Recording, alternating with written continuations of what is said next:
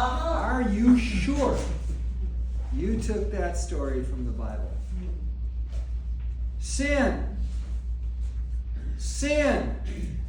You're better to resist than to enlist the sin and to persist in the sin and to consist in the sin.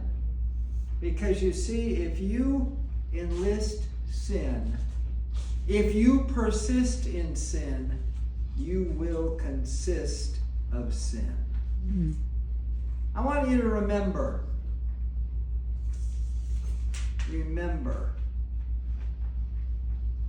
My favorite movie is called The Big Country. The Big Country is a story, and it stars Gregory Peck. It's about a tenderfoot who sells his shipping line, and he moves to the west, to the big country. And when he gets there, this tenderfoot, and they call him the Dude, they tell him to ride this wild horse that nobody has ever ridden before. This wild horse that just bucks off absolutely everybody. They try to get him to go. And he decides he's going to ride this wild horse. And so he asks this old Mexican stable hand, "Do you have anything to advise?" The Mexican looks at him and he says, "Don't you do it. Don't you do it. Don't you do it." You remember when God said to David, "You killed Absalom, and the sword shall never depart from your own house"? Remember that? Yes. Do you remember when David killed Absalom after taking and impregnating his wife? Not Absalom. That God, Not Absalom. David, Killed Uriah, and impregnating his wife, said, "Lust shall fill your family forever." Yeah. Remember that? Yes. You see, the crime always fits the judgment. And that's what this text is talking about. When sin comes knocking at your door, better to resist than to enlist, to persist, and to consist with that sin. Because God says, "Don't you do it. Don't you do it." I love the way the text starts off. It starts off, "And it came to pass that Absalom, the son of David, had a fair sister named Tamar, and Amnon was their brother." And Amnon was absolutely in love with her. Absalom. The name means peaceful for the father. What a false name. Tamar. She was a princess. She was proud. She was actually victorious in difficulty. She was absolutely regal in how she handled difficult situations and rebounded. And then there was Amnon. It said his father is strong. Amnon was not strong. He was stubborn as a stone. That's the cast that we're looking at. And Amnon was totally taken with Tamar. Now there's 3 Greek words for love. 3 Greek words for love. The first word is agape. It's the kind of love a parent is supposed to have for a child. You take care of the child, you give to the child, you feed, you nurture, you share everything with the child. You really don't ever expect to get it all back. You give it to the child, and the child then takes and gives it to the next generation. That's a giving kind of love. That is agape. And then there's a second kind of love called philo. It's the word we get Philadelphia, brotherly love, where a brother and another brother will say, if you play football with me, I'll play baseball with you. If you play checkers with me, I'll play chess with you. If you work with me, I'll work with you. It's a fellowship kind of love. And then there is a third kind of love, and the third kind of love is eros. It is erotic love. This says that Amnon loved his sister Tamar. I don't believe he loved her. I believe that Amnon lusted his sister. He physically wanted her. He carnally wanted her. For him, she was a sex object for him, and he wanted her. And that was it in the text. He wanted her. And Amnon was vexed because his sister was a well-protected virgin. And because she was a virgin, he could get nowhere near her. And so he was hot and heavy and horny for her. And he wanted her. He was totally consumed with wanting her. I believe that Amnon was a narcissist. He was a self-lover who was totally concerned with his own feelings, totally consumed with his own feelings, and he really didn't care much for anybody else. He was totally self-oriented. He was totally self-contained. He was totally self-consumed. He was totally filled with his own desires. He was a total narcissist. And so he was vexed because he wanted this beautiful girl. And Amnon had a friend named Jonadab, who was the son of David's brother. And Jonadab came to him and he said, now, it says that Jonadab was very sly. That meant he was sneaky. He was very, very creepy. He was very underhanded. He was very, very dirty in how he approached life, and he was totally self-centered in what he wanted to do. And he stated to his friend Amnon, you are the king's son. What's wrong with you? You should have everything. Why are you so sick unto death? What's wrong with you? And Amnon said to him, I totally love the sister Tamar of Absalom. See, when they live in a time when royalty thought they were above the law of God. We live in a time when many politicians think that politicians are above the law of God. And they're constantly taking advantage of the law for themselves. This was the way it was back then. Jonadab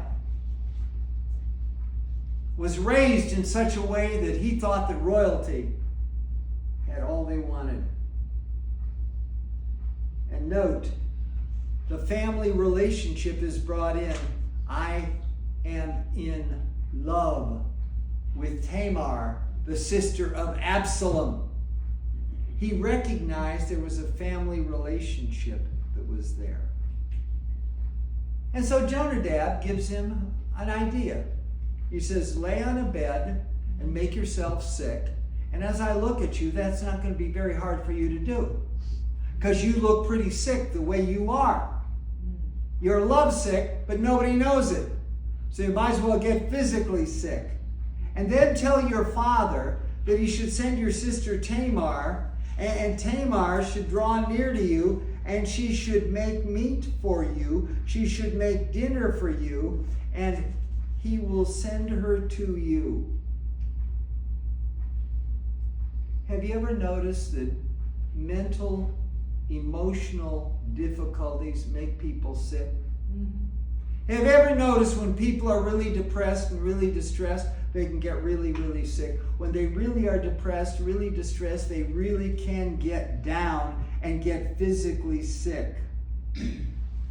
And so what Jonadab says is invite Tamar to come to your house and make you, now I'm going to give you the Hebrew for this, make you some chicken soup. Because chicken soup is the healing agent of the Jewish people. It's Jewish penicillin. Mm-hmm. So he says, have her come, cook a chicken, and bring you the chicken soup and feed you the chicken soup. Mm-hmm. That's what he says. Have him come.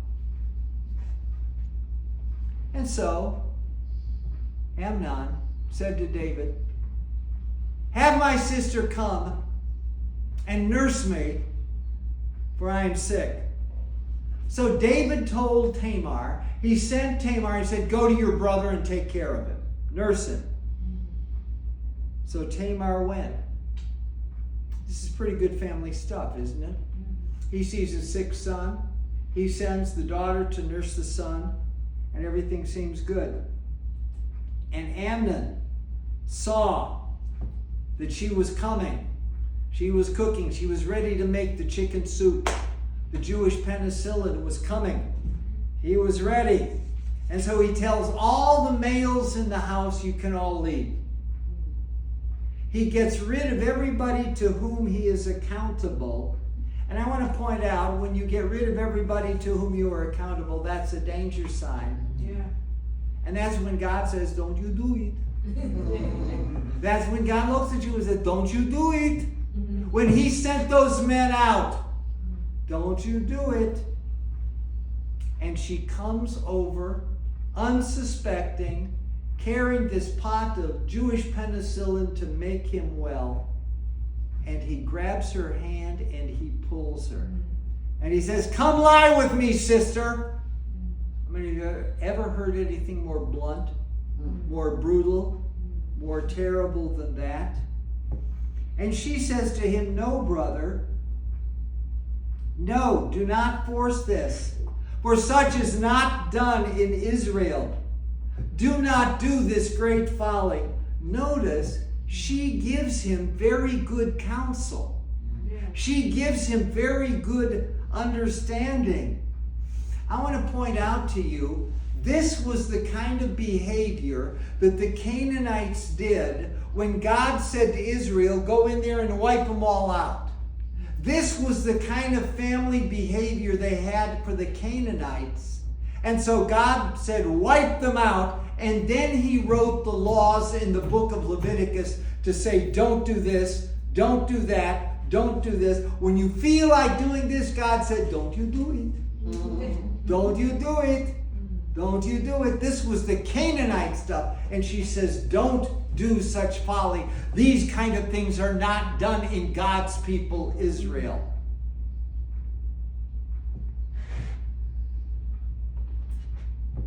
She looks at him and she says, if you do this to me, whither can I go for my shame?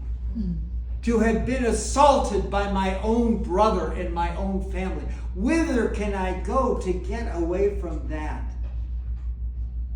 And thou shalt be looked upon as a great fool in Israel. She's saying, you're going to be a total fool if you do this thing, because it's going to get out. They're going to find out what you did, and everybody's going to look down upon you. And then she gives him some other advice. She says, go to the king, speak to the king, tell him you love me, tell him you want to marry me. He will give me to you, and everything will be solved. Can you imagine her giving this kind of good advice? I mean, she must have liked the guy somewhat, mustn't she have? She's saying, propose marriage, and we can work this whole thing out. Let it be done. Notice, be honorable in what you're doing. And he's just so overwhelmed with his narcissism. He's so overwhelmed with his lust. He can't even hear the goodness of what she's telling him to do. And in the background, you can hear her saying, don't you do it. Don't you do it. You're going to be a fool, and I'm going to be in trouble. Don't you do it. And verse 14. Howbeit, he would not hearken. Howbeit, he would not hearken. Because to hearken means to hear, but more than to hear, it means to listen. You know, she was talking to him, and he wasn't hearing it.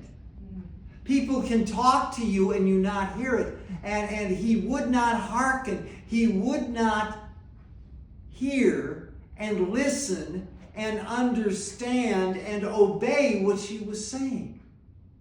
He could not hearken. She was giving him great advice. If you really want this thing, go to the king, do it right, do it honorably, and the king will probably sanction it. She must have liked him somewhat, because she was proposing that she would marry him. She was saying yes. But he, I believe, was a total narcissist. And so he went ahead thinking only of his own feelings, only of his own emotions, only of his own desires and drives, and he violently violates and rapes her. And all the time you can hear God saying, don't you do it. Don't you do it. Don't you do it. Being stronger, he forced her. He lay with her. And he assaulted her. A crime of violence, not a crime of passion. Verse 15. Now this, you really have to grab this one with two hands. Because for a lot of years I looked at this and I didn't understand it until I started looking at self-centered narcissism, and it started to make some sense. And then, after he had violated her, he hated her with a strength greater than the lust and the desire with which he had desired her in the beginning.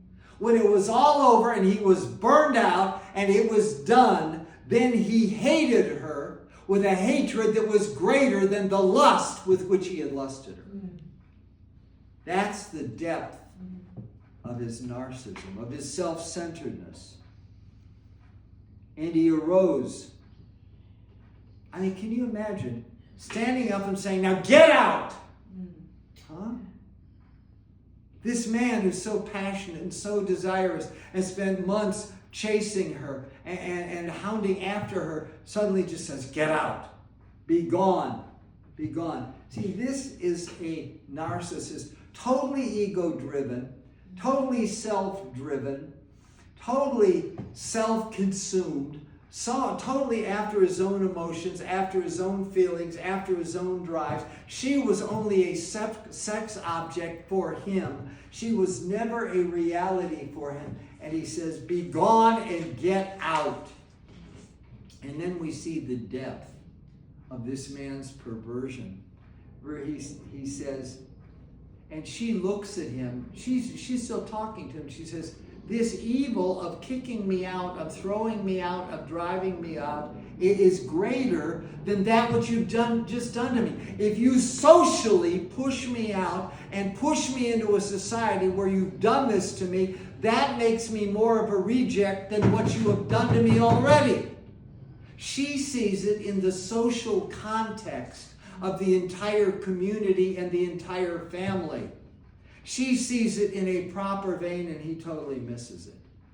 That what you're doing now is worse than what you've done before.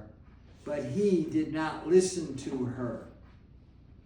Notice, we see here how sin works. Why God says in the initially getting ready for the text, God says sin, you better resist in the beginning, because if you enlist it, then you persist with it, then you will consist of it, and it will take you over. And we see this with David. he saw Bathsheba taking a bath.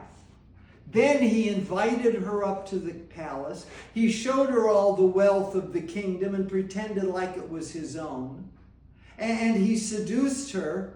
And then when he found out she was pregnant, he invited Uriah to come. And he tried to get Uriah to go and to sleep with her. And Uriah wouldn't do it because he was so committed to the army, to the war, and to the nation that he would not do it. And so David said to the king, David the king said to the leader of the army, put him in the front lines, send him forward to battle, then pull back and withdraw and leave him there and let him get killed. Notice, step by step by step, sin will get you farther in and farther in and farther in. That's what happened to David and Bathsheba. But that's also what happened to Amnon. Because Amnon saw the girl. He gave way to his own passion, desire, and lust. He concocted a plan with his friend. He engaged his father to send her in. She came in, and then he violated her. And you see, step by step by step. And then he socially rejected her, and he cast her out, and he told her to go away. And all the time, in the background, what do you hear God saying? Don't do it. Don't do it. Don't you do it. Don't you do it. And then she absolutely went to her brother, and she took, and as she was going to the house, now this is interesting because she was dressed in rainbow-colored clothes, which virgin daughters of the king were only allowed to wear. She took and she threw ashes on her head. She put her hand over her face. She wept and she wailed and she cried at the sky, and she ripped off of her the multicolored rainbow clothes that she was wearing. Virgins back then wore rainbow clothes. Who has taken the color of the rainbow for their personal color in this day and age? Oh, yeah. The gay movement. Yeah. Absolutely. These colors have been taken over by immorality in our day and age. The tradition is still there, but it's been reversed from good to evil. Gender dysphoria has taken over these colors. It's interesting how our culture reflects biblical culture, but in a reverse. Yeah. And all the time, God is there. What's God saying? Don't you do it. Don't you do it. Don't you do it. And so, she takes, and her brother says, throw her out and bolt the door.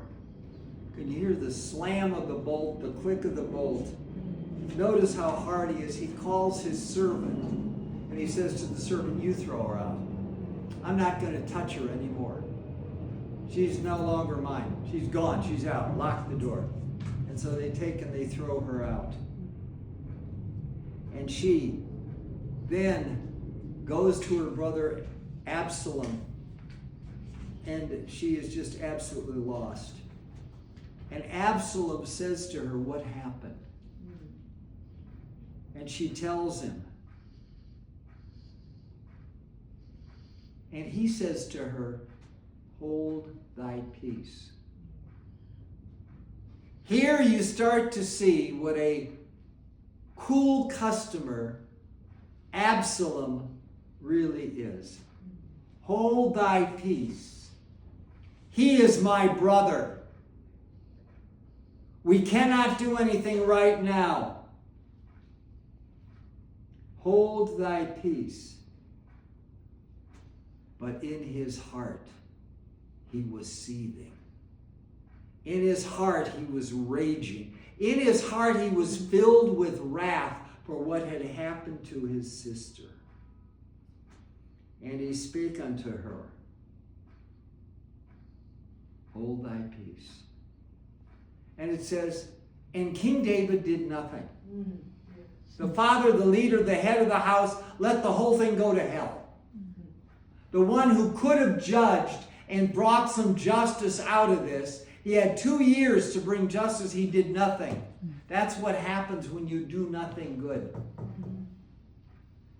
He did nothing. And Absalom said nothing good, nothing bad to Amnon. He just stayed back. He just listened. He did nothing. He was calculating. He was cool. He was just noting what took place. And so it says in verse 23, and it came to pass. How did this text start off?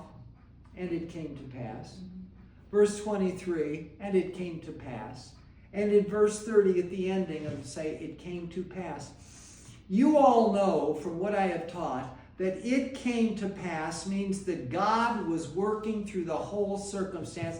God had said to David, I'm going to judge your house with the sword, and I'm going to judge your house with lust, because those are the things that you threw at Uriah the Hittite. I am going to judge you. And it came to pass, as God had said. And it came to pass 3 times, verse 1, verse 23, and verse 30. It came to pass, and Absalom did nothing. And then Absalom said, I am shearing my sheep in a certain location. I've slaughtered some lambs. I would like to have a big party and invite the king and all of the family to my house. And the king says, well, we all can't go to your house because we all are busy. Well, he says, tell you what, how about all your sons come to my house? Have all your sons come to my house. And king says, okay. And Amnon doesn't want to go because he kind of knows that he and Absalom are sort of, not good. And so he goes to the king and says, why don't you tell Amnon to come to my house? God bless you. So the king says to Amnon, go to his house. So when the king says go to somebody's house, you go to their house. So he goes and he tells his servants, in the middle of this big feast, where everybody, God bless you, is filled with wine and filled with lamb and filled with merriment and filled with joy, when everybody is just about overwhelmed, especially when Amnon is overwhelmed, and when I say kill him, I want you all to jump on Amnon and with your swords kill him. Do you see the curse of God coming to pass on David's house in what took place here? David brought it on himself when he violated God, because God would have given him Bathsheba if he had not killed Uriah the Hittite. She would have been David's, and Solomon would have been the next king of Israel. And so he says, when I say kill him, you kill him. And so he says, kill him! And they jumped on him and they killed him. And everybody panics and takes off. They're diving out windows. They're running through doors. They're climbing over the sills. They're going every which way. Everybody dives on their horses and their donkeys and their mules, and they head out. And the word gets to David that Absalom has killed all your children. Can you imagine how David suffered when he thought Absalom had killed all of his sons? When he thought that they were all dead? Now, when he thought they were dead, he suffered as much as if they were dead. Right? Yeah. So God gave him the punishment of losing them all, even though they didn't lose them all. And Joab, his soldier, comes to him and says, they're not all dead. The only one that he killed, the only one that he destroyed was Amnon, who raped his sister, and you did nothing about it. And so what happened is Absalom runs away to a far town. He lives and he hides in that town. And David mourns for him every single day. You see, the text is quite clear. It says, when sin comes knocking, Resist. It's going to be hard. It's going to take all you've got to fight it, because it's going to come in the area that's weakest and most desirous and most wanting for you. That thing which is most important to you is where the devil is going to try to tempt you, and God is going to say to you, don't you do it. Don't you do it. Resist. Because if you enlist sin, if you persist in sin, it will consist and consume everything you have. And this is but the beginning of the judgment that falls on David because of what he did in order to steal Bathsheba, the wife of Uriah the Hittite. And all the while, God was in the background whispering, don't you do it. Don't you do it. And if you move through life and hear a little voice saying, don't you do it, that's God. Amen.